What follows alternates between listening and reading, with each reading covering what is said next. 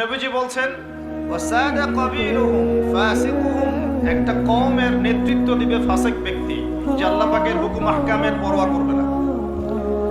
ওয়া কানা যাঈমুল কওমি আরযালাহুম, সমাজের সবচেয়ে নিকৃষ্ট মানুষকে কর্তৃত্বের আসন দেওয়া। এগুলো হচ্ছে কিনা সমাজের মধ্যে? আরো বলছেন ওয়াজাহরাতিল আসওয়াতু ফিল মাসাজিদ, মসজিদগুলোর মধ্যে শোরগোল হট্টগোল বেড়ে যাবে। যাচ্ছে কিনা? যখন এমন হবে নবীজি বলছেন ইয়াখসিফুল্লাহু বিহিমুল আরদ, আল্লাহ রাব্বুল আলামিন ওই সম্প্রদায়কে এই ভূমি সহ নিচে ধসিয়ে দিবেন বলে নাউজুবিল্লাহ। এখন ভূমিধস ভূমিকম্প আসছে কিনা? আরো বলছেন নবী সাল্লাল্লাহু আলাইহি ওয়াসাল্লাম ওয়ায়াজআলুল্লাহু মিনহুমুল কিরাদাতা ওয়াল খানাজির, আল্লাহ রাব্বুল আলামিন তাদের মধ্যে কিছু মানুষকে শুয়োর এবং বানর বানিয়ে দিবেন বলে